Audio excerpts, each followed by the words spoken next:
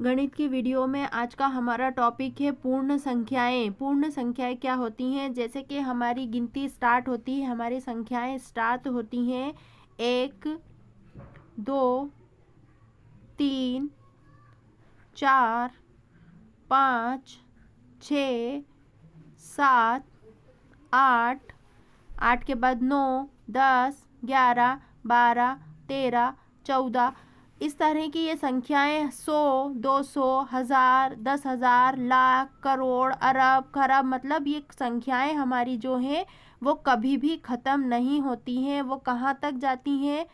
अनंत तक। अनंत को इस तरीके से लिखते हैं, अनंत मतलब कभी भी ख़त्म ना होने वाली संख्याएं। तो हमारी संख्याएं कहाँ से स्टार्ट हुई थी? 1 2 3। तो 1 से स्टार्ट होने वाली संख्याएं क्या कहलाती हैं? हमारी प्राकृत संख्याएं कहलाती हैं। ठीक है, प्राकृत संख्याएं कहलाती हैं। तो सबसे छोटी, हमें अगर कोई प्रश्न आता है कि सबसे छोटी प्राकृत संख्या क्या होती है, तो वो 1 है। और सबसे बड़ी प्राकृत संख्या, तो सबसे बड़ी प्राकृत संख्या तो कोई संभव ही नहीं है, क्योंकि अगर हम 10,000 को सबसे बड़ी मानते हैं तो 10,001 उससे बड़ी हो जाती है, 10,002 उससे बड़ी हो जाती है।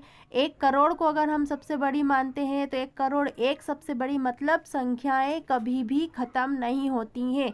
उस कभी भी ख़त्म ना होने वाले सिंबल को, उस चिन्ह को हम कहते हैं अनंत। और अनंत को इस तरीके से लिखा जाता है, इस तरीके से इसको बनाया जाता है अनंत। ठीक है, तो 1 से लेके अनंत तक की जितनी भी संख्याएं हैं वो सभी संख्याएं प्राकृत संख्याएं कहलाती हैं।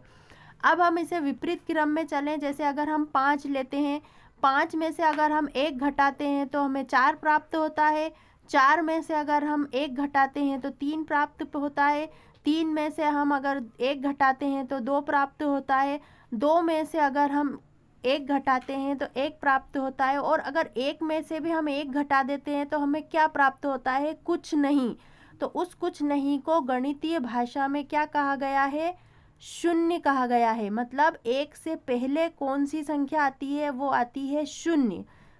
उसके बाद में 1 2 3 4 5, और वो भी अनंत तक जाती हैं। जब प्राकृत संख्याओं में शून्य को शामिल कर लिया जाता है तो वो संख्याएं क्या कहलाती हैं? पूर्ण संख्या कहलाती हैं। क्या कहलाती हैं? पूर्ण संख्या कहलाती हैं। तो अब सबसे छोटी पूर्ण संख्या क्या हुई हमारी? शून्य। और सबसे बड़ी पूर्ण संख्या, वही हमारा उत्तर आएगा कि सबसे बड़ी पूर्ण संख्या भी संभव नहीं है।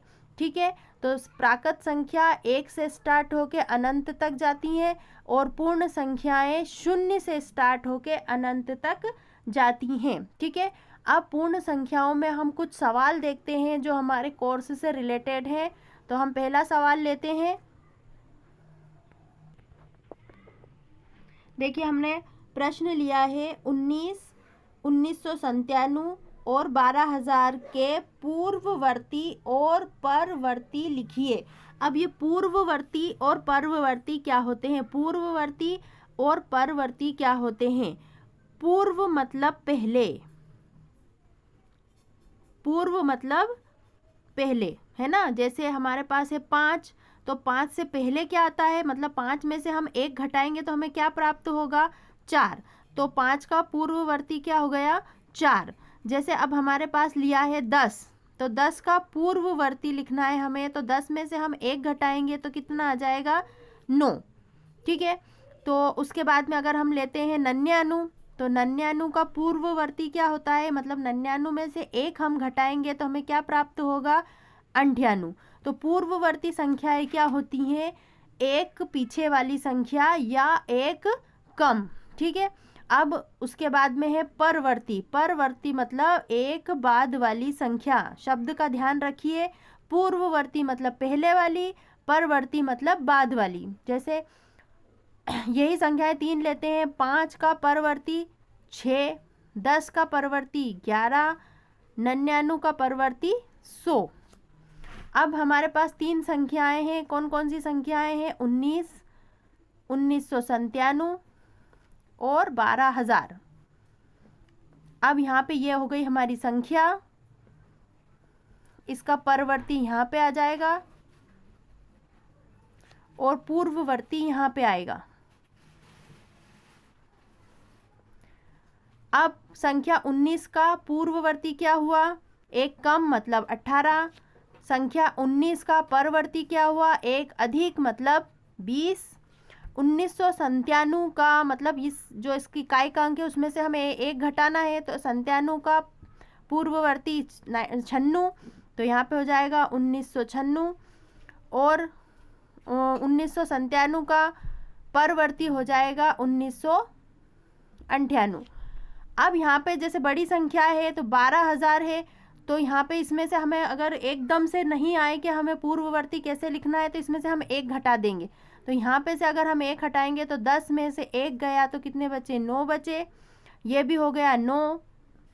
इधर एक हासिल दिया था तो ये भी हो गया 9। आप छठी के बच्चे हो, इसलिए मैं उम्मीद करती हूँ कि आपको घटाव बहुत अच्छे से आता हो। अगर नहीं आता हो तो हमारी पिछली वीडियो ज़रूर देखिएगा, घटाव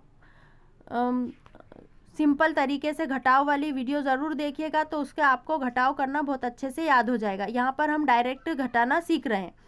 अब यहाँ पे भी एक कम हो जाएगा तो 2 का हो जाएगा 1 और 1, तो यहाँ पे हो जाएगा 11,999। ये क्या हो गया? 12,000 का पूर्ववर्ती हुआ। अब इसका परवर्ती मतलब इसमें जोड़ना पड़ेगा, तो 0 और 1 1, 0 का 0 0, 0 का 0 0, 2 का 2 ही 2, 1 का 1, तो 12,001 इसका परवर्ती हो गया। तो आपको पूर्ववर्ती, परवर्ती, प्राकृत संख्या और पूर्ण संख्याएं बहुत अच्छे से समझ में आ गई होंगी। अगर नहीं आई हैं, कुछ प्रॉब्लम है, तो आप हमें कमेंट करके ज़रूर बताइए। और इस तरीके की मिडिल लेवल की, प्राइमरी लेवल की छोटे मोटे सवाल और वीडियो को देखने के लिए आप हमारे चैनल को सब्सक्राइब कीजिए। हमारा एक ही चैनल आपको बहुत सारे सामान दिखाएगा पढ़ाई से रिलेटेड, घर गृहस्थी वगैरह से रिलेटेड, तो आप हमें ज़रूर सब्सक्राइब कीजिए। Thank you very much.